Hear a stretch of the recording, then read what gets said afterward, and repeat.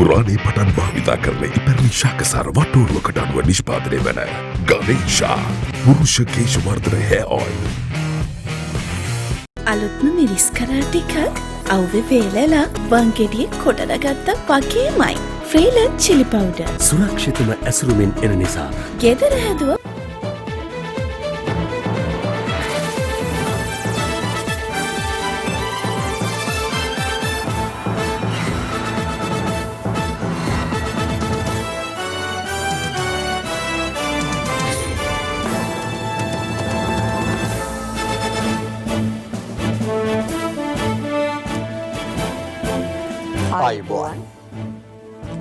සියලු සමීක්ෂණ වාර්තා නැවත නැවතත් තහවුරු කළ ශ්‍රී ලංකාවේ අංක 1 ප්‍රවෘත්ති විකාශය. පැත්ත ගියත් ඇත්ත කියන හිරු රාත්‍රී 9:55 ප්‍රධාන පුවත් විකාශය සමග මම ප්‍රමිත මහනායක. මම උත්පලා රත්නායක. මුලින්ම සිරස්තල.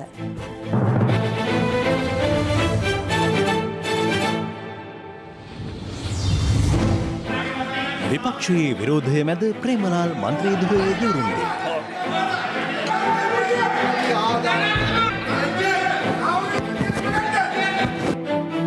නිව් ඩයමන්ඩ් දෙවැනි ගින්නත් පාලනය කෙරේ.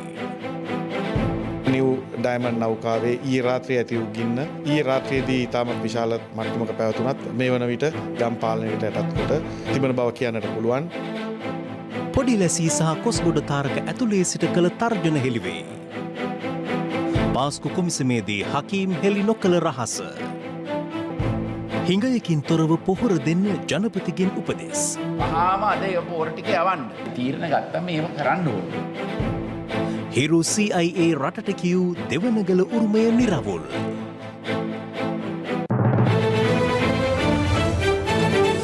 මුල්ම අවධානය දවසේ පුවත වෙත. දවසේ පුවත.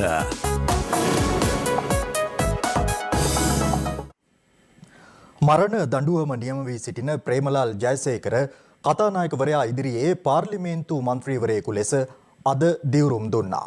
එම අවස්ථාවේදී විපක්ෂයේ මන්ත්‍රීවරුන් ඊට විරෝධය පළ කළ අතර පසුව උණුසුම් තත්වයක්ද හටගත්තා.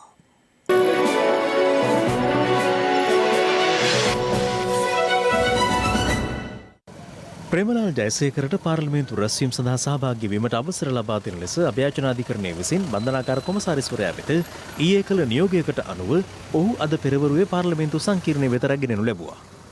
මොකද හිතෙන්නේ ඔබතුමාට?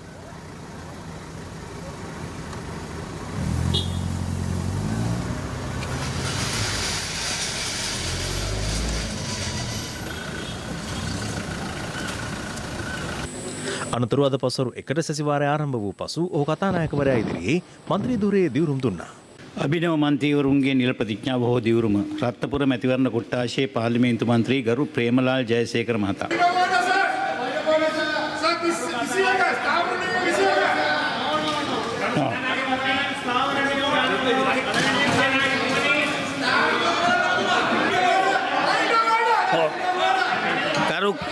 ගරු මන්ත්‍රීවරුනේ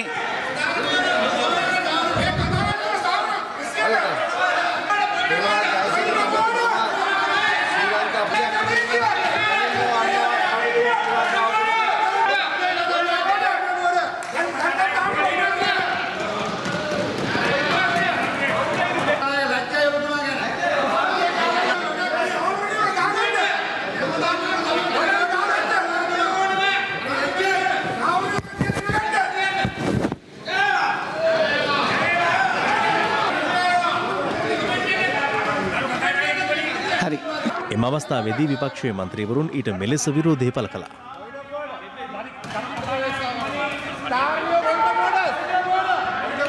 කතානායක ලැජ්ජ නැද්ද?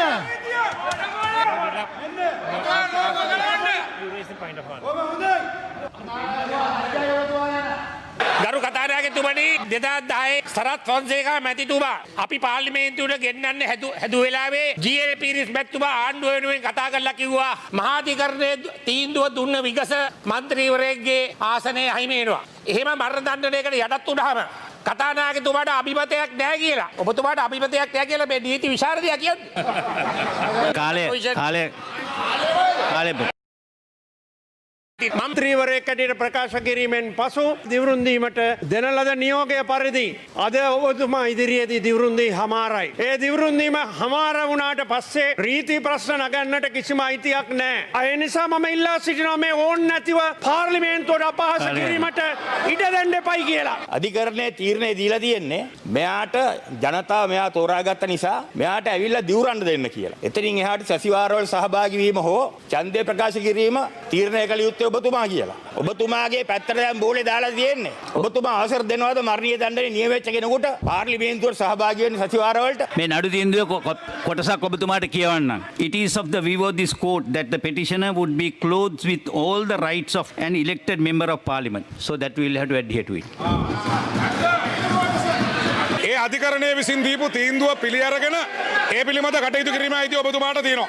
හැබැයි තමුන්නාන්සලා පහුගිය කාලේ අරලියගහ මන්දිරේ ඉඳලා නඩුවාලා හිරේ දැම්මා. රනිල් වික්‍රමසිංහ නඩුවුවේ තමුන්නාන්සලා නඩු දාලා තමුන්නාන්සලා නඩුවාලා අධිකරණය ගැන කතා කරනවා. තමුන්නාන්සලාට අධිකරණය ගැන කතා කරන්න අයිතියක් නැහැ. තමුන්නාන්සලා නඩුව ආපු හැටි අපි දන්නවා. තමුන්නාන්සලා නඩු හදපු හැටිත් අපි දන්නවා. අනතුරුව සමගි ජන බලවේගයේ මන්ත්‍රීවරුන් පාර්ලිමේන්තු සභාගර්භයෙන්ද පිටව ගියා. ඉන්පසුව පැවැත්වුණු පාර්ලිමේන්තු විවාදය අතරතුරදීද ප්‍රේමලාල් ජයසේකර මන්ත්‍රීවරයා සම්බන්ධයෙන් අදහස් පළ වුණා. එල්ලුම්ගහට නියම වූාට පසුව අභ්‍යාචනයක් ඉදිරිපත් කළාට ඔහුව කිසිසේත්ම එළියට දාන්නෙත් නෑ, අඩුම තරමේ රිමාන්ඩ් එකට දාන්නෙත් නෑ. ඔහු යලි රඳවා තබන්නේ අර සිරකුටියමයි. එයි ඔහු සිවිදි විහානි කර ගැනීමේ හැකියාව, ඔහු පැන යාමේ හැකියාව, ඔහු විසින් තවත් ඝාතනයක් කිරීමේ හැකියාව. මේ කවරක් සිදු වුණත් ඔහුට ලබා දෙන්නේ මරණ දඬුවම. මහාධිකරණයේ විසින් මරණීය දණ්ඩනය පනවන තැනත් එක්ක හෝ වේවා ඒ කවර තැනත් එක්ක අභ්‍යාචනයක් කරලා තියෙනවා නම් ඉන්පස්සේ අභ්‍යාචන කරන දිනේ සිට ඔහු සලකන්නේ රිමාන්ඩ් සිරකරුවෙකු ලෙස. ඒ නිසා ඔහු තවදුරටත් වර්ධකරුවෙකු ලෙස පිළිගන්නේ නැත. ඒ නිසා නීතිය දැනගෙන කතා කරන්න.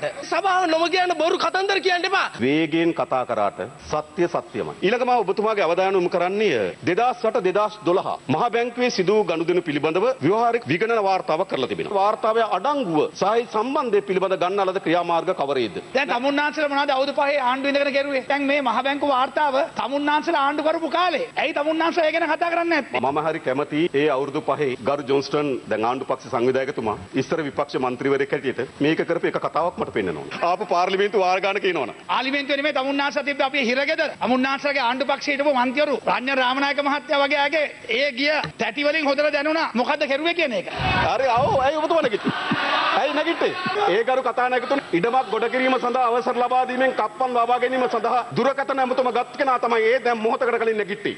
තව ඕනද? ඔය නැගිටිලි කවුද දන්නවද? පළාත් සභාවේ ඉඩම ගොඩ කරන්න ලබා දීලා කප්පන් ලබා දීම නොදීමීම පිළිබඳව ඒ නිලධාරීන්ට තර්ජන කරලාද කෙනා දැන් නැගිටිනවා. ඔබතුමා ලොකු ගෞරවයක් දිනාගෙන තියෙන්නේ හැමදාම මාතෘකාවට කතා කරන මන්ත්‍රීවරයෙක් හැටියට. කතා කරන්න දෙන්නේ නැහැ. ඔබතුමා අද ඒක නැති කරගන්නවා. කතා කරන්න දෙන්නේ නැහැ. පරණ කෙනෙක් නැගිටින්නකෝ. මම රෙකෝඩ් එක කියන්න. මහ බැංකු වාර්තාව වගේ මේ වාර්තාවත්. මම දැන් ඔබතුමාගේ රෙකෝඩ් අඩුයි. පොඩි එකක් දෙකකුත් තියෙන වට්ටක්ක වගේ 2008 ඉඳන් 2012 දක්වා කොටස් වෙළඳ පොලේ තමන්ගේ ආධිපත්‍ය තහවුරු කරගන්න ලද පුද්ගලයන් සමාගම් කීප දෙනෙක් එක්ව මේ සේවක අර්ථසාධක අරමුදලට විශාල පාඩුවක් ඇති කොට තිබෙනවා. ඕහාරික විගණනයේ වාර්තාවේ අපි කිසිම වැරදක් කළා කියලා කිව්වේ නැහැ. මෙතුමාගේ පක්ෂය පෝස්ට් ඔෆිස් 682ක් කැඩුවා. පෝස්ටල් ඩිපාර්ට්මන්ට් එකේ වාහන 20ක් විනාශ කෙරුවා. ඒක රීති ප්‍රශ්නයක් නෙමෙයි ගරු අමාත්‍යතුමා. රීති ප්‍රශ්නයක් නෙවෙයි. මේ පාර්ලිමේන්තුව ගරු කතානායකතු රීතීන් දන්නේ නැතුව කතා කරන බවින් පෙන්눔 කරන්නේ මොකද්ද දන්නවද? මහ බැංකුව පාලනය කරලා තියෙන්නේ තොහම නොවන බව. නැත්නම් ගරු කතානායකතුමනි ලෝකෙම දන්නවා ග්‍රීසිය කඩා වැටෙන බව. අපේ මහ බැංකුවේ අධිපති කබ්‍රාල් මහත්තයා ගිහිල්ලා ග්‍රීසිය බැඳුම් කරගන්නවා. දැන් මොකද වෙලා තියෙන්නේ? දැන් සල්ලිත් නැහැ, පොලියත් නැහැ, ග්‍රීසිය තියනවත් දන්නේ. ඒ වගේම හෙජින් එකේ පියා කවුද? කවුද? කබ්‍රාල්. ඔය කියන කැපිටල් ඇමතිවරයෙක් කියන්නේ. ආයි නැගිටිනවද? නැගිට්ටොත් තව එකක් කියන්න. ඕනම අවස්ථාවක දියුරලා වුණත් ප්‍රකාශ කරන්න පුළුවන් අපි කවදාවත් දේශපාලන තුල අත්වල ලේ ගාගෙන කුණු ගාගෙන ජනතාවගේ මුදල් ගසා කාලා නැතුව දේශපාලනය කරපු කෙනෙක් හැටියට මට මේ අවස්ථාවේ මම මතක් කරනවා. නිමිතිකල මැතිවරණ කොට්ටාසය කියන්නේ මම හැමදාම ජයග්‍රහණය කරන මැතිවරණ කොට්ටාස. මේ ජයග්‍රහණය ලබා ගන්න බැරි වෙනකොට අපි දේශපාලනින් ඉවත් ගන්න ලොකු උමනාවක් තිබුණා. ඒකේ ප්‍රතිඵලයක් හැටියට තමයි අපේ අධිකරණ ඇමතුමා මේ ස්ථානයේ සිටිනවා නම් මම විශේෂයෙන් මතක් කරන්න ඕනේ. පහුගිය කාලේ දේශපාලන වශයෙන් අපිට ගොඩක් බලපෑම් මෙල්ල වුණා. අපේ ගත්තොත් මම හිතනවා දුමින්ද සිල්වා නඩුව. දැන් ඒ දුමින්ද සිල්වා නඩුවේ පැහැදිලිවම පහුගිය කාලේ කටයුතු කරපු ආකාරය අපි දැක්කා. එතන දුමින්ද සිල්වාගේ නඩුවේ මම හිතන්නේ අපේ මන්ත්‍රීතුමා එක්සත් ජාතික පක්ෂයේ අධිකරණයට බලපෑම් එල්ල කරපු ආකාරය අපි දැක්කා. හඬපට පහුගිය කාලේ එළියට ආවා. ඉතින් ඒ තත්ත්වයක් තුල අපිටත් මොකද්ද උනේ කියන එක අපිටත් හිතා ගන්න බෑ. ඒ වගේම TID සානි අබේසේකර විසින් තමයි අපිට මම හිතන්නේ කටයුතු කළේ ආකාරයෙන් මගේ වීඩියෝ පට තියනවා කියලා ගෙනල්ලා පනාවැන්නේ නිවසේ CID එකේ නිලධාරි ගෙනල්ලා මම නම් වශයෙන් කිව්වොත් ජයසේකර කියලා පොලිස් පරීක්ෂකවරයෙක් සුමිත් කියලා අයෙක් තවත් හිටියා මනතුංග කියලා මෙන්න මේ තුන් දෙනා එක්ක ගිහිල්ලා CCTV දර්ශන ගලපලා හදලා සකස් කරලා තියෙනවා. ඒ නිසා ඒ ගැන පරීක්ෂණයක් කළා ඒ CID නිලධාරීන් අත්අඩංගුවට ගන්න ඒ අවශ්‍ය කටයුතු කරන්න කියන ඉල්ලීම මම කරනවා. මොකද මේක ඇත්තම අපරාධයක්. ඒ නිසා මෙතෙන්දි මම දැක්කා අපේ විපක්ෂ මන්ත්‍රීතුමන්ලා කළුපටි දාගෙන ඇහිල්ලා අපිට යම් චෝදනා එල්ල කළා. හැබැයි මගේ හිත දන්නවා මම නිර්දෝෂී කියලා. ඒ වගේම අපිට විරුද්ධව කුමන්ත්‍රණය කළා. නොකරපු අරදකට දනුවල්ලා බාදීමත් මං හිතනවා මේ අපි ගත්ත පිල්ලියන් මන්ත්‍රීතුමා එතුමා අවුරුදු 5ක්ද කොහෙද තත්ස්වාදී පනත ගහලා තියාගෙන හිටියේ. තාමත් අප නැහැ. ඒ නිසා මෙවැනි අපරාධ ඉදිරියට නොවෙන්න කටයුතු කරන්න කියන ඉල්ලීම තමයි කරන්නේ. දවසේ පුවත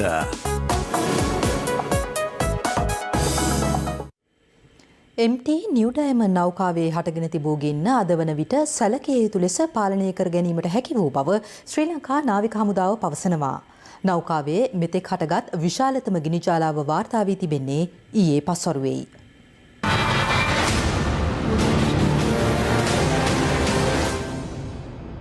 බෙන්ගාල බොක්කවට සාගර කලාපයේ ඇති වූ අවපීඩන තත්ත්වයේ හේතුවෙන් සිදු වූ කාලගුණ වෙනස්වීම් සමග MT නිව් ඩයමන්ඩ් නෞකාවේ ගින්න ඊයේ නැවතත් වර්ධනය වුණා. කෙසේ වෙතත් ශ්‍රී ලංකා නාවික හමුදාව සහ ඉන්දිය වෙරළාරක්ෂක බලකායෙක්ව අකණ්ඩව සිදු කළ සිසිලනය කිරීම හේතුවෙන් අද උදෑසන වන විට නෞකාවේ එන්ජින් කාමරයේ දකුණු පස හටගෙන තිබූ විශාල ගිනි ජාලාවන් පාලනය කර ගැනීමට හැකියාව ලැබුණා. ඒ සඳහා ශ්‍රී ලංකා ගුවන් හමුදාව ගිනි නිවීම මෙහෙයුම් සඳහා විශේෂයෙන් භාවිත කරන වියලි රසායන ද්‍රව්‍ය කිලෝග්‍රෑම් 3000ක් ගිනි ගන්නා නැව මතට හෙළුවා. ඒ කිලෝග්‍රෑම් 500 බැගින් බෙල් 212 වර්ගයේ හෙලිකොප්ටර් යානයක් අවස්ථා 4කදී සහ කිලෝග්‍රෑම් 1000ක් රැගත් MI-17 වර්ගයේ හෙලිකොප්ටර් යානයක් එක්ව සිදු කළ මෙහෙයුමකදී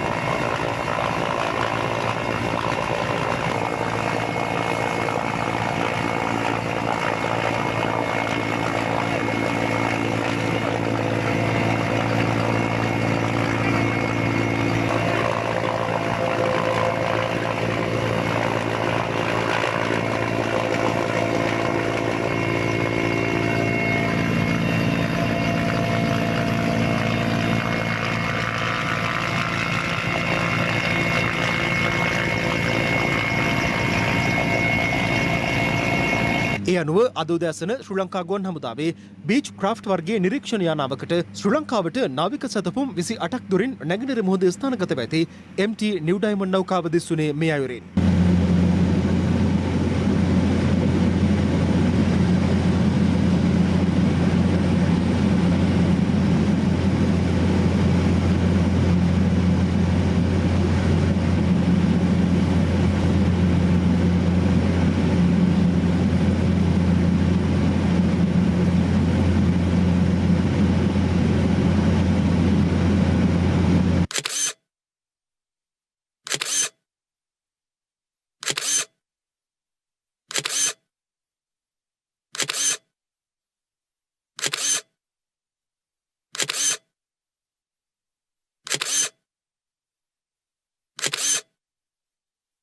නිව් ඩයමන්ඩ් නෞකාවේ ඊයේ රාත්‍රියේ ඇති වූ ගින්න ඊයේ රාත්‍රියේදී ඉතාමත් විශාල මට්ටමක පැවතුනත් මේ වන විට යම් පාලනයකට යටත් කොට තිබෙන බව කියන්නට පුළුවන්. මේ වන විටත් එම ගිනි නිවීමේ කටයුත්තේහි සියලුම නෞකාසා යාත්‍රා මහත් පරිශ්‍රමයකින් කටයුතු කරමින් සිටිනවා. කාලගුණ තත්ත්වය මේ වන විට යහපත් අතර හැරී තිබෙන බවත් කියන්නට පුළුවන්. කෙසේ වුවත් අද සවස් භාගයේ වන විට නෞකාවේ ගින්න සෑහෙන දුරකට පාලනය කිරීමෙන් පසු නෞකාවේ එන්ජින් කාමරය එනම් පසුපස කොටස ජලයෙන් පිරී ඇති බවක් නිරීක්ෂණය වුණා. එම හේතුවෙන් එන්ජින් කාමරයේ සහ ඩීසල් තෙල් ටැංකිවල තිබූ තෙල් ජලය හා මුසු වී නෞකාව පිටිපස මේ වන විට නාවික සැතුමක ප්‍රමාණයක ඩීසල් පැල්ලමක් දක්නට ලැබෙනවා. මත්තල ගුවන් තොටුපළේ නවතා තිබූ ඩ්‍රෝනියර් යාත්‍රාව අද සවස 5:15 පැයට පමණ ගුවන් ගත කොට ඒ සඳහා අවශ්‍ය විශේෂ රසායන ද්‍රව්‍ය ඉසිමින් මෙම තෙල් පැල්ලමේ ඇති බලපෑම අවම කිරීමට කටයුතු කරනු ලබනවා. මේදී සිදුවන්නේ මෙම රසායන ද්‍රව්‍ය මගින් තෙල් වල ඇති රසායනික සංයුතිය වෙනස් කරමින් ඒ පරිසරයට හානිදායක නොවන තත්ත්වයට පත් කිරීම. මේ අතර අදාළ නෞකාවේ ගින්න හට ගැනීමත් සමග ශ්‍රී ලංකාවේ සමුද්‍රීය පරිසරයට සිදු ඇති හානි පිළිබඳව නිරීක්ෂණය කිරීම සඳහා නීතිපතිවරයාගේ උපදෙස් මත ජාතික ජල සම්පත් පර්යේෂණ සංවර්ධන නියෝජිත ආයතනය සමුද්‍රීය පරිසර ආරක්ෂණ අධිකාරිය සහ රුහුණු විශ්වවිද්‍යාලයේ පර්යේෂකයන් පිරිසක් ඇතුළු කණ්ඩායමක් අද නෞකාව අවට මුහුදු ප්‍රදේශයේ සංචාරයක නිරත වුණා. එහිදී ගින්නත් සමග මුහුදට එක් වූ කාබනික අපද්‍රව්‍ය හේතුවෙන් අදාළ නෞකාව ස්ථානගත කර තිබෙන මුහුදු ප්‍රදේශයේ කිලෝමීටරයක් පමණ වපසරියක කළු පැල්ලම් නිරීක්ෂණය වී තිබෙනවා. අදාළ මුහුදු ප්‍රදේශයේ ජල සම්පත් ලබා ගැනීමෙන් අනතුරුව සමුද්‍රීය පරිසරයට සිදු වී ඇති හානිය පිළිබඳ තක්සේරු වාර්තාවක් අදාළ පර්යේෂණ කණ්ඩායම විසින් නීතිපතිවරයා වෙත යොමු කිරීමට නියමිතයි. මේ අතර ගිනිගත් නෞකාවේ හානිය තක්සේරු කිරීමට සහ නෞකා මුදා ගැනීමට මෙරටට පැමිණි විශේෂඥ කණ්ඩායම සහ නෞකාවේ ගැලුම්කාර සමාගමේ නියෝජිතයන් තවදුරටත් අදාළ නෞකාව අසල මුහුදු ප්‍රදේශයේ රැඳී සිටමින් ඔවුන්ගේ නිරීක්ෂණ සහ නිර්දේශ ලබා දෙමින් සිටින බව වාර්තා වනවා. ගිනිගත් නෞකාවේ සිට මුදා ගැනුණු නාවිකයන් 22 දෙනාගෙන් කපිතාන්වරයා සහ පළමු නිලධාරියා හැර සිසු කාර්ය මණ්ඩලයේ 20 දෙනා අද හම්බන්තොට වරාය වෙත රැගෙන ආවේ එම පිරිස නිරෝධායන කටයුතු සඳහා ගාල්ල නාවික හමුදා කඳවුර වෙත යොමු කිරීමටයි.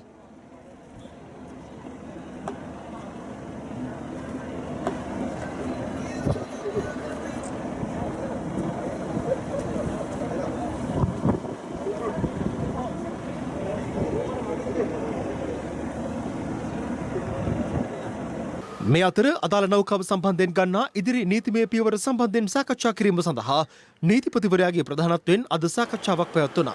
ඒ නීතිපති දෙපාර්තමේන්තුවේදී මේ සඳහා සමුද්‍රීය පරිසර ආරක්ෂණ අධිකාරිය, වෙළඳ නාවික ලේකම් කාර්යාලය, ශ්‍රී ලංකා වරාය අධිකාරිය ඇතුළු තවත් ආයතන කිහිපයක නියෝජිතයන් එක්ව සිටියා. මේ සිද්ධිය සම්බන්ධයෙන් 2008 අංක 35 දරන සමුද්‍ර දූෂණ වැළැක්වීමේ නීතිමය රාමුව ඇතුලේ තමයි අපි කටයුතු කරන්නේ.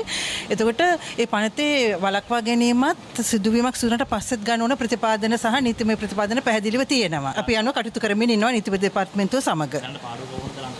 අපි ඒවා කැල්කියුලේට් කරමින් ඉන්නවා. ඒවා අදාළ පාර්ශ්ව වලින් ලබා ගනිමින් පවතිනවා දැනට. මෙම නැවේ ඇති වී තිබෙන ගින්න පාලනය කිරීමට හෝ නිවා දැමීමට කඩිනම් පියවර ගැනීම, තෙල් පිටාර ගැලීම, කාන්දු වීම වැළැක්වීමට යෝග්‍ය පියවර හා පූර්ව ආරක්ෂාව ගැනීම සහ නෞකාව ශ්‍රී ලංකා මුහුදු ප්‍රදේශයෙන් ඉවතට ඇදගෙන යාමට ඒ අවශ්‍ය පියවර ඒ සම්බන්ධයෙන් ගැනීම සම්බන්ධයෙන් මීපා ආයතනය විසින් අදාළ විදේශ රක්ෂණ සමාගම දැනුවත් කර තිබෙනවා. නමුත් ඔවුන් විසින් මේ වනතෙක් කිසිදු පියවරක් හෝ ඒ පිළිබඳ කිසිදු ප්‍රතිචාරයක් දක්වා නොමැති බවට මීපා ආයතනයේ සභාපතිනිය විසින් ගරු නීතිපතිතුමාව අද දින දැනුවත් කළා. ඒ අනුව පවතින තත්ත්වය සලකා බලා නෞකාව ශ්‍රී ලංකා මුහුදු ප්‍රදේශයෙන් ඉවතට රැගෙන යාමට කටයුතු කිරීම සම්බන්ධයෙන් තීරණයක් ගැනීමේ අවශ්‍යතාවය ගරු නීතිපතිතුමාගේ අවධානයට ලක් වුණා. පසුගිය 3 වෙනිදා පැනමා දජියට ලියාපදිංචි MT නිව් ඩයමන්ඩ් නෞකාව ගිනි ගැනීමට ලක්වුණේ කුවේටි මිනා අල් අහමදි වරායේ සිට බොරතෙල් මෙට්‍රික් ටොන් 270,000ක් රැගෙන යාත්‍රා කරමින් තිබියදී එය වාර්තා වූ සැනින් ක්‍රියාත්මක වූ ශ්‍රී ලංකා නාවික හමුදාව සහ ගුවන් හමුදාව යාත්‍රාවේ කපිතාන්වරයා ඇතුළු 22 දෙනෙකුගේ දිවි ගලවා ගැනීමට සමත් වුණා. නෞකාවේ එන්ජින් කාමරයේ බොයිලරයක සිදු වූ පිපිරීමකින් එහි සිටි එක් අයෙකු ජීවිතක්ෂයට පත් වුණා. නෞකාවේ එන්ජිම ක්‍රියා විරහිත වීමත් සමග එය පැයට නාවික සැතපුම් 7ක වේගයකින් ගොඩබිම දෙසට ගසාගෙන ආ අතර නෞකාව වෙරළේ සිට කිලෝමීටර් 22ක් දුරකට පැමිණ තිබුණා. එදිනම ගිනි නිවීමේ මෙහෙයුම සඳහා ශ්‍රී ලංකා නාවික හමුදාව සහ ගුවන් හමුදාව සමග ඉන්දියානු නාවික හමුදාව, ඉන්දිය වෙරළ ආරක්ෂක බලකාය සහ ශ්‍රී ලංකා වරාය අධිකාරිය දෙක්වුණා. දිවයිනට කිලෝමීටර් 22ක දුරකින් පාවෙමින් තිබූ නෞකාව විංග නැමති ටක් යාත්‍රාව ආධාරයෙන් දිවයිනට නාවික සැතපුම් 40ක් දුර පිහිටි ගැඹුරු මුහුදට රැගෙන ගොස් ස්ථානගත කිරීමට ශ්‍රී ලංකා නාවික හමුදාව සමත් වුණේ පසුගිය සෙනසුරාදායි.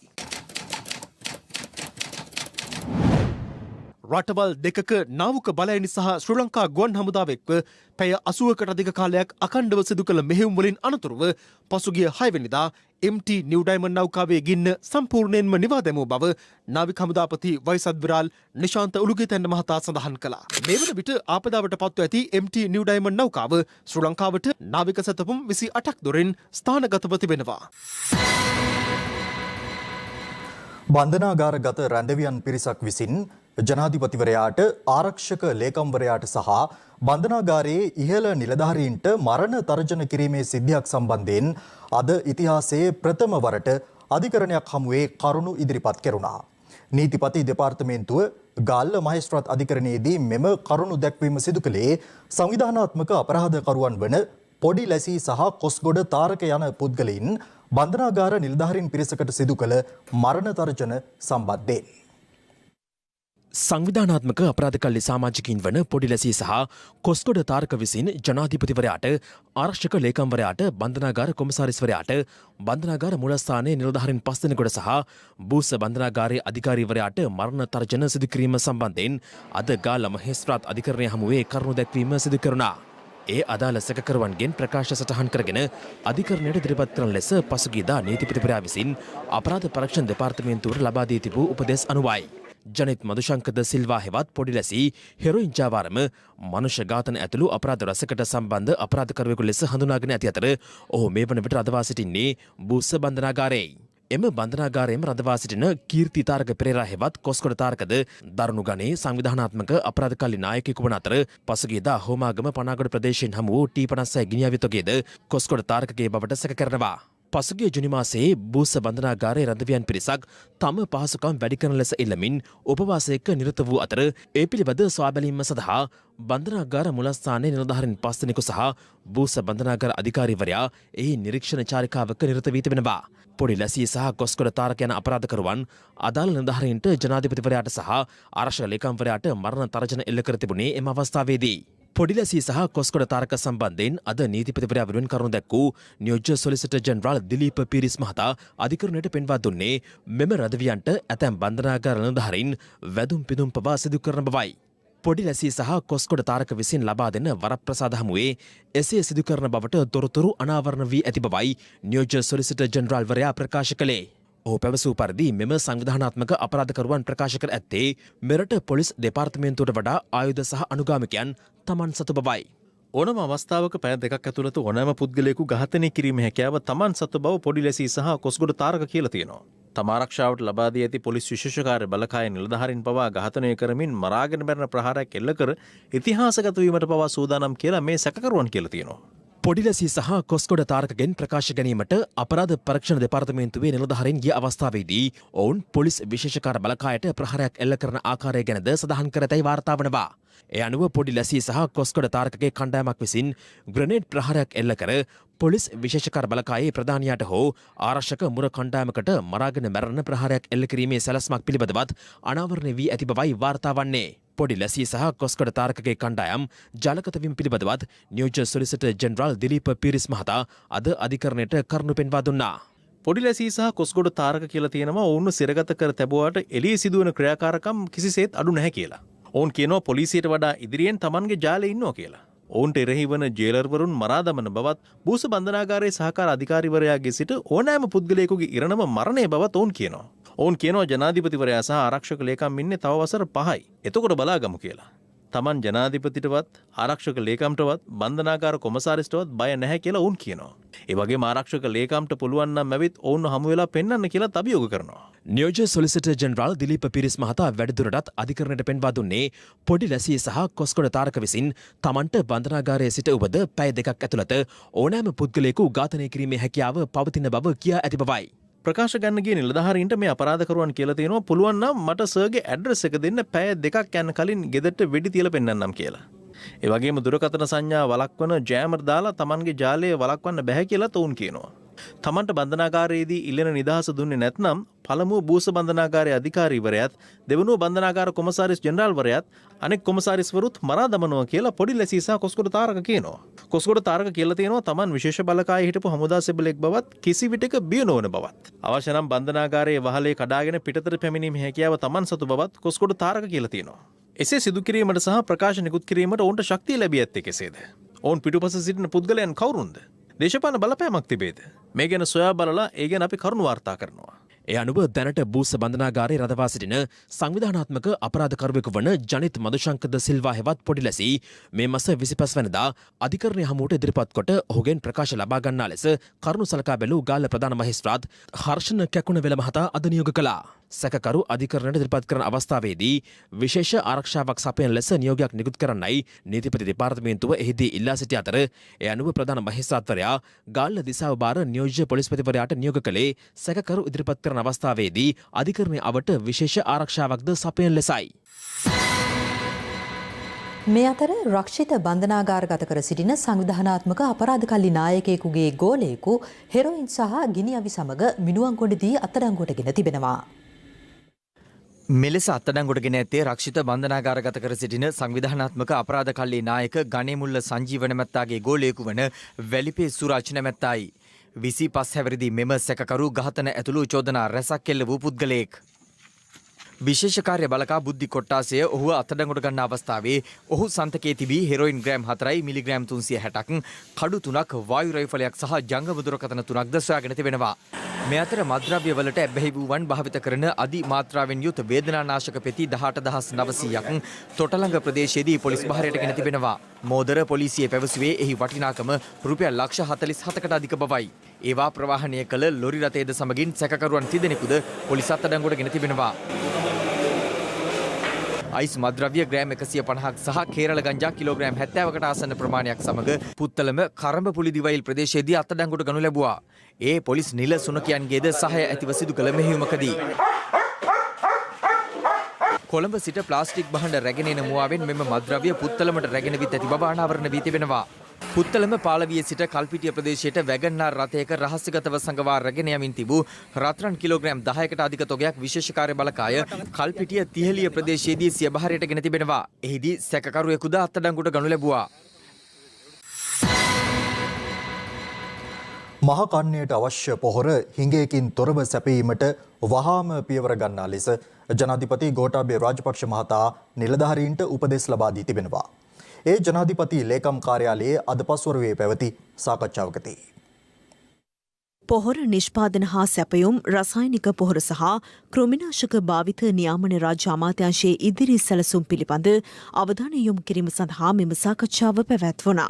එහිදී ජනාධිපතිවරයා පෙන්වා දී ඇත්තේ ඉදිරි මහකන්නේදී මෙරට කෘෂි ඉතිහාසයේ වගා පෙරලියක් අපේක්ෂා කරන බවයි. වහාම අද ඒ පොහොර ටික යවන්න. තීරණ ගත්තම එහෙම කරන්න ඕන. මට ඕන ගොවියට පොහොර ටික එහෙම නැත්නම් ඒ වතු වලට පොහොර ටික ඒ ටික යන්න ඕන. ඒවට තදින් ඉන්න ඕන. පොහොර වෙලාවට යන්න ඕන ගොවියට. එච්චරයි. එහෙම බැරිය තියෙනවා නම් අපි දැන් ඕල්ටර්නේටිව් තියෙනවනේ. අපි දැනටමත් වී වලට පොහොර ගෙන්නනවා නම් තව එකකින් තව අනිත් ඒවාටත් පොහොර ටික ගේනවා. එච්චරයි. අපි සල්ලි දෙනවා නම් ආණ්ඩුවෙන්. ඒ කෑල්ල ටිකනේ අමාරුව. සල්ලි හොයන එක. මෙච්චර කල් සල්ලි ගෙවල නැතුව පොහොර බිලියන ගණනක් මේගොල්ලෝ ගෙනාවා. දැන් අපි සල්ලි දෙනකොට ගෙන්න බැරි හේතුවක් නැහැනේ.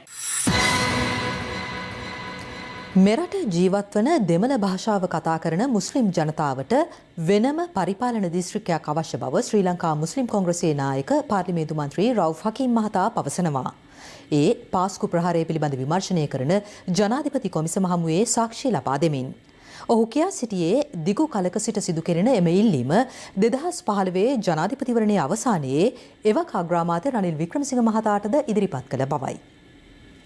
පාස්කු ඉරුදින මරාගෙන මැරෙන ත්‍රස්ත ප්‍රහාරයෙන් පසු සයින්ද මර්දුහි නිවසක සිදු වූ පිපිරීම් මාලාවෙන් මියගිය සහරාන් හෂීම්ගේ සොහොයුරු රිල්වාන් හෂීම් සමග හිටපු අමාත්‍ය රවුෆ් හකීම් ඇතුළු ශ්‍රී ලංකා මුස්ලිම් කොංග්‍රසයේ නියෝජිතයන් සිටින අයුරු දැක්වෙන මාධ්‍ය මගින් විකාශය කළ ඡායාරූප සහ වීඩියෝ දර්ශන පෙළ සම්බන්ධයෙන් ජනාධිපති කොමිසම ඊයේ විමර්ශනයට ලක් කළා.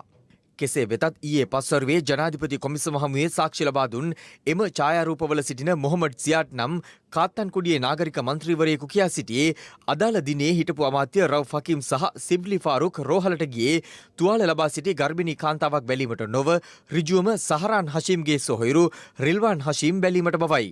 ඒ අනුව මෙම සිදුවීම සම්බන්ධයෙන් ප්‍රශ්න කිරීම සඳහා ශ්‍රී ලංකා මුස්ලිම් කොංග්‍රසයේ නායක පාර්ලිමේන්තු මන්ත්‍රී රවුෆ් හකීම් මහතාට ඊයේ ජනාධිපති කොමිසම කැඳවීමක් කර තිබූ අතර එහිදී ප්‍රශ්නගත සිදුවීම සම්බන්ධයෙන් රවුෆ් හකීම් මහතා සාක්ෂි ලබා දුන්නා. 2015 වර්ෂයේ අගෝස්තු මාස 21 වෙනිදා හිස්බුල්ලා මහතාට ජාතික ලැයිස්තු මන්ත්‍රී ධූරයේ පිරිනැමීමෙන් පසු ඇති වූ ප්‍රචණ්ඩ ක්‍රියාවෙන් තුවාල ලැබූ පුද්ගලයන් සහ දේපල හානි නිරීක්ෂණයට මම කාත්තන්කුඩි නගරයට ගියා. එහිදී තුවාල ලැබූ ශ්‍රී ලංකා මුස්ලිම් කොංග්‍රසයේ පාක්ෂික කාන්තාවක් බැලීම අරමුණු කරගනිමින් මම මඩකලපුව මහරෝහලට ගිය අවස්ථාවේ අහම්බෙනුයි තුවාල ලබා සිටි රිල්වාන් හෂීම්ගේද සුවදුක් විමසා තිබුණේ. එම අවස්ථාවේ ගන්නා ලද ඡායාරූප සහ වීඩියෝ දර්ශන පමණක් මාධ්‍ය ඔස්සේ විකාශය වී තිබුණා. එම හමුවීම සම්පූර්ණයෙන්ම අහඹු හමුවීමක් වන අතර පාස්කු ප්‍රහාරයට පසු එලෙස හමු වී ඇත්තේ සහරාන් හෂීම්ගේ සහෝදරයා බව දැනගත්තද ප්‍රහාරයට පෙර කිසිම විටක ඔහු හඳුනාගෙන සිටියේ නැහැ. මෙහිදී ජනාධිපති කොමිසම මාධ්‍ය ඔස්සේ විකාශය කරන ලද සහරාන් හෂීම් සමග සිව්ලි ෆාරුක් සහ සාක්ෂිකාර රවුෆ් හකීම් මහතා සාකච්ඡාවක නිරත වන වීඩියෝ දර්ශනයක් පෙන්වා සිටියා. එදින මා සමග සාකච්ඡාවක නිරත වූ පුද්ගලයා විසින් පාස්කු ඉරුදින ත්‍රස්ත ප්‍රහාරය එල්ල කළ බව පාස්කු ප්‍රහාරයට පසුයි මම දැනුවත් වුණේ. බුද්ධ්‍යංශ විසින් තොරතුරු ලබා දී තිබියදී පාස්කු ප්‍රහාරය වළක්වා ගැනීමට කටයුතු නොකිරීම සම්බන්ධයෙන් වගකිව යුත්තේ කවුද? එම වගකීම මම ජාතික මට්ටමේ නායකයන්ට පවරන්නේ නැහැ. බුද්ධි ප්‍රධානීන් තමන්ට ලද නිශ්චිත තොරතුරු පිළිබඳ විධිමත් දැනුවත් කිරීමක් සිදු කළ යුතුව තිබුණා. නමුත් ස්වාමීනි පාස්කු ඉරුදින ත්‍රස්ත ප්‍රහාරය එල්ල කළ සහරන් හෂීම් ඇතුළු කණ්ඩායමට IS ත්‍රස්තවාදීන් සමග ඍජු සම්බන්ධතාවයක් තිබූ බව මම නම් පිළිගන්නේ නැහැ. මෙම ප්‍රහාරය රට තුළ අස්ථාවරත්වය නිර්මාණය කිරීම සඳහා සහරන් ඇතුළු පිරිස ඉත්තන් කරගනිමින් වෙනත් අදිසි බලවේගයක් මෙහෙව්වක්. මොකක්ද ඒ අදිසි බලවේගය? ඒ ගැන මම මාධ්‍ය නැති අවස්ථාවක කියන්නම්. මෙහිදී රජයේ ජ්‍යෙෂ්ඨ අධිනීතිඥවරයා රවුෆ් හකීම් මහතාගේ මතකය 2015 පැවති ජනාධිපතිවරණයෙන් පසු කාලයකට ගෙන යමින් විමසුවේ එවකට අග්‍රාමාත්‍ය රනිල් වික්‍රමසිංහ මහතාගෙන් ශ්‍රී ලංකා මුස්ලිම් කොංග්‍රසය යම් විශේෂ ඉල්ලීමක් කළේද යන්නයි. ඒ ඉල්ලීම දිගින් දිගටම අපිට තිබුණු ඉල්ලීමක්. 2015 ජනාධිපතිවරණයට අපි සහාය දුන්නට පසු අපි අග්‍රාමාත්‍ය රනිල් වික්‍රමසිංහ මහතාගෙන් ඉල්ලා සිටියා අම්පාර දිස්ත්‍රික්කයේ වෙරළට ආසන්න ප්‍රදේශවලින් දෙමළ භාෂාව කතා කරන මුස්ලිම් ජනතාවට වෙනම පරිපාලන දිස්ත්‍රික්කයක් ලබා දෙන්න කියලා. එලෙස වෙනම පරිපාලන දිස්ත්‍රික්කයක් අවශ්‍යයි කියන මතය ශ්‍රී ලංකා මුස්ලිම් කොංග්‍රසය තවමත් ඉන්නවද? මුස්ලිම් ජනයාට වෙනම පරිපාලන දිස්ත්‍රික්කයක් අවශ්‍යයි. එය සාධාරණ ඉල්ලීමක් කියලා මම හිතනවා. එකම භාෂාවක් කතා කරන ජනතාවකට වෙනම ප්‍රදේශයක් අවශ්‍යයි කියන මතයේ අපි ඉන්නේ. අනතුරුව රවුෆ් හකීම් මහතාගෙන් ප්‍රශ්න කිරීම ඊයේ රාත්‍රියේ తాවකාලිකව අවසන් කළ අතර ඔහුට අද පස්වරුවේ යලිත ජනාධිපති කොමිසම හමුවේ පෙනී සිටින ලෙස දැනුම් දුන්නා. අපි දෙන සාක්ෂි සම්පූර්ණ විකෘති කරලා පත්තරවල පළවෙනවයි කියන එක පිළිබඳව අද මම කොමිසම ඉදිරියේ අපි පැමිණිල්ල ඉදිරිපත් කරනවා. අම්පාර කේන්ද්‍රවල වෙනම පාලනය වෙනම පරිපාලන දිස්ත්‍රික්කයක් මේ පරිපාලන දිස්ත්‍රික්ක ප්‍රශ්නයේ දීර්ඝ කාලයක් තිස්සේ තමන්ගේ භාෂාවෙන් ගනුදෙනු කිරීමේ අවශ්‍යතාවය උඩ පළාතේ ජනතාවේ එවැනි අභිලාෂයක් තිබෙනවා දීර්ඝ කාලයක්.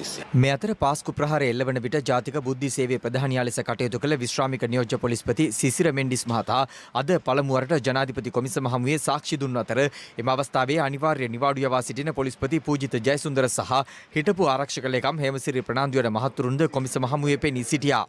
මීට පෙර කොමිසම හමුවේ සාක්ෂි දුන් පූජ්‍ය ගලගොඩත්තේ ඥානසාර හිමියන්ද අද යලි කොමිසම වෙත කැඳවා තිබුණා. ඒ පෙර ලබා දුන් සාක්ෂි මගින් අගතියක් සිදු වූ බවට මුස්ලිම් සංවිධාන 10ක් කොමිසමට කර තිබූ දැනුම් දීමක් මත උන්වහන්සේගෙන් හරස් ප්‍රශ්න විමසීමට කළ ඉල්ලීමක් අනුවයි. මේ අතර හිටපු නැගෙනහිර පළාත් ආණ්ඩුකාර MLAM හිස්බුල්ලා අද දෙවන දිනටත් පාස්කු ප්‍රහාරය පිළිබඳ විමර්ශනය කෙරෙන ජනාධිපති කොමිසමේ පොලිස් ඒකකය හමුවේ පෙනී සිටියා.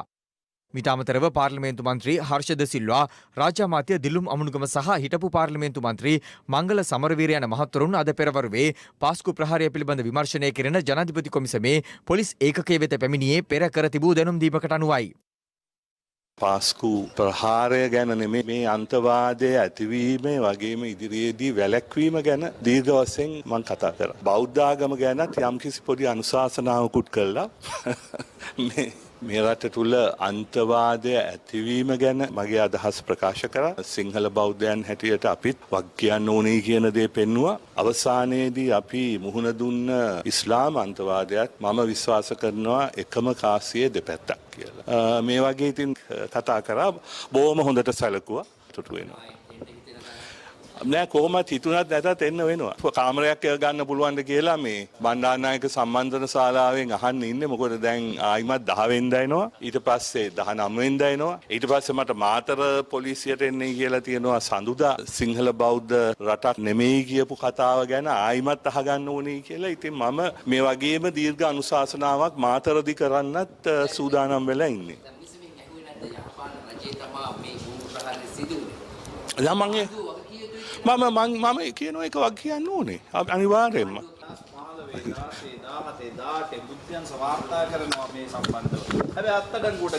ඒක අහන්න ඕනේ ඒ අදාළ පුද්ගලයන්ට. මම මේ රටේ ජනාධිපති වුණා නම් මම මේ වගකීමක් දරනවා. නැත්තේ නෑ. එක්සත් ජාතික පක්ෂයේ නව නායකත්වය නම් කිරීම ලබන වසරේ ජනවාරි පළමු වැනිදා සිදු කරන බව එම පක්ෂයේ නීති ලේකම් ජනාධිපති නීතිඥ නිශ්ශංක නානායක්කාර මහතා පවසනවා. මේ අතර ලබන සඳුදා නියෝජ්‍ය නායකවරයෙකු පත් කර ගැනීම සඳහා කෘත්‍යාධිකාරී මණ්ඩල රැස්වීමක්ද පැවැත්වීමට නියමිතයි.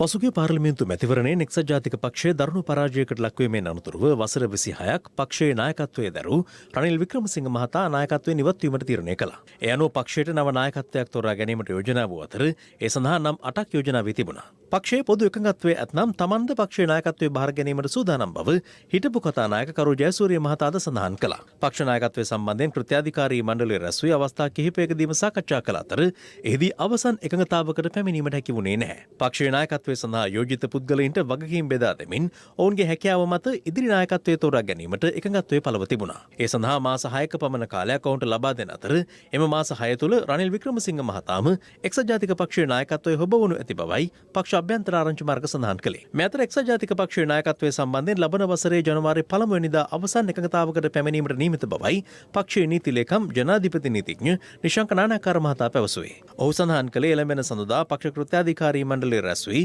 සජිත් ප්‍රේමදාස ඉවත්වීමෙන් පුරප්පාඩු නියෝජ්‍ය නායක ධුරයට පුද්ගලයෙකු පත් කර ගැනීමට නියමිත බවයි. ඒ සඳහා මීට පෙර පක්ෂ නායකත්වයට යෝජනා වූ පුද්ගලයන් අතුරින් එක් අයෙකු තෝරා ගැනීම අතර නම් කිහිපයක් යෝජනා වුවහොත් ඡන්ද විමසීමක් සිදු කිරීමට නියමිතයි. එලෙස කෘත්‍යාධිකාරී මණ්ඩලයේ එකඟතාවයෙන් පත් කර ගන්නා නියෝජ්‍ය නායකයා පක්ෂ නායකයා ලෙස ලබන වසරේ ජනවාරි 1 වෙනිදා සිට කටයුතු කරන බවයි පක්ෂයේ නීති ලේකම් ජනාධිපති නීතිඥ නිශාංක නානායක්කාර මහතා කියා සිටියේ. හිටපු ජනාධිපති මෛත්‍රීපාල සිරිසේන මහතාට ලබා දෙන තනතුර සම්බන්ධයෙන් ශ්‍රී ලංකා පොදු ජන පෙරමුණ සමග ඉදිරියේදී සාකච්ඡා කිරීමට නියමිත බව ශ්‍රී ලංකා නිදහස් පක්ෂ ජාතික සංවිධායක රාජ්‍ය අමාත්‍ය දුමින්ද දිසානායක මහතා පවසනවා. ඔහු මේ බව සඳහන් කළේ ශ්‍රී ලංකා නිදහස් පක්ෂ මූලස්ථානයේ අද පැවති වැඩසටහනකින් අනතුරුව මාධ්‍ය වෙත අදහස් දක්වමින්. ශ්‍රී ලංකා නිදහස් පක්ෂ තරුණ පෙරමුණ හා කාන්තා බල මණ්ඩලයේ රැස්වීම පක්ෂ සභාපති හිටපු ජනාධිපති මෛත්‍රීපාල සිරිසේන මහතාගේ ප්‍රධානත්වයෙන් පක්ෂ මූලස්ථානයේදී පැවැත්වුණා.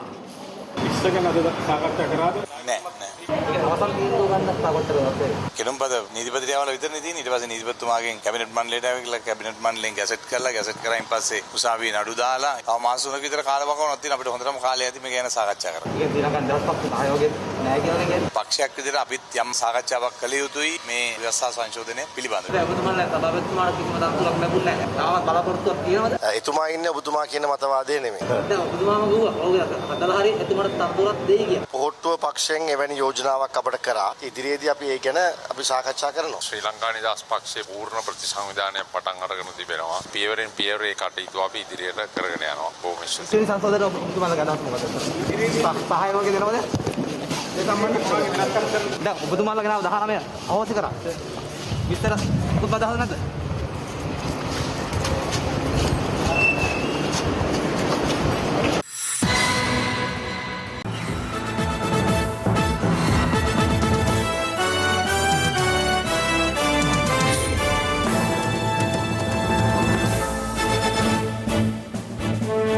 පසුගිය කාලය පුරා ඉඩම් ආක්‍රමණිකයන්ගේ ගොදුරක් බවට පත්ව තිබූ දෙවනගල ඓතිහාසික පුදබිමට අයත් පළමු පිඹුරුපතේ මැනුම් කටයුතු අවසන් කොට එහි සීමා මායිම් ලකුණු කිරීම අද සිදු කෙරුණා.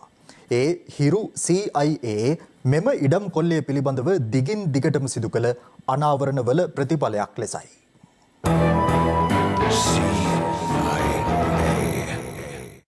සබරගමුව පළාතට අයත් මාවනැල්ල ප්‍රදේශයේ පිහිට ඇති දෙවනගල ඓතිහාසික පුදබිම පුරාවිද්‍යා ස්මාරකයක් ලෙසයි නම් කර ඇත්තේ.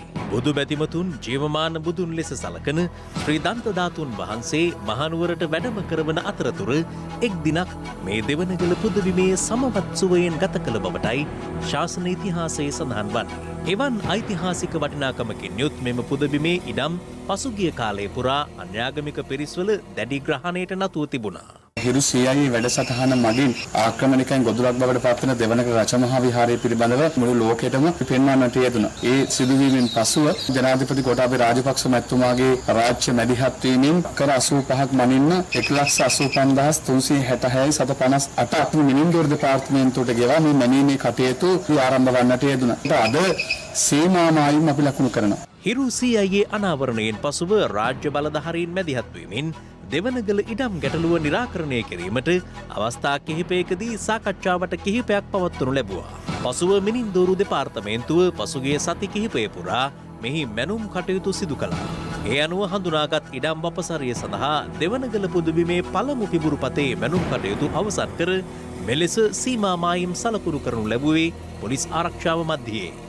මෙම පළමු මැනුමට අනුව දෙවනගල විහාරයේ රාජකාරී ඉඩකඩම් නිරවුල් වන බවයි පුදබිමේ භාරකාරී පූජ්‍ය මැදිරිගිරියේ පුණ්‍යසාර හිමියන් ප්‍රකාශ කළේ. මේ හසුවන්නේ රාජකාරීට අයත් වූ ඉඩකඩම් ප්‍රමාණය පමණයි. තවම අපිට දෙවනගලවත් අපේ දෙවනගල විහාරයවත් මේ මැනීමෙන් හසුවන්නේ නැහැ. ශ්‍රීමත් ජනාධිපතිතුමන්ට අපි මේ වෙනකොට මේ පිළිබඳව දැනුවත් කර තිබෙනවා. දෙවනි මැනුමත් ඉදිරියේ සිද්ධ කළ පුරා වස්තු රැසකින් යුතු පින්වන්ත පුදබිම ආරක්ෂා කළ දෙන්න කියලා කිරු ශ්‍රීයන්ගේ වැඩසටහන නිසායි මේ දෙවනගලට අත්ව තිබෙන ඛේදනීය ඉරම පිළිබඳව සොයා බලමින් නිතර හිරු මාධ්‍ය චාලය මේ කරන මහා සත්කාරයට දළදා හාමුදුරන්ගේ සරණ ආශිර්වාදේ ලැබෙන්න කියලා අපි ප්‍රාර්ථනා කරනවා.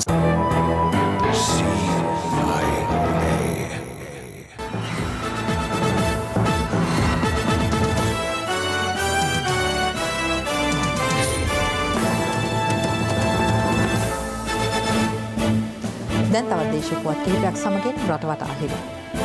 රටවටා හිරු.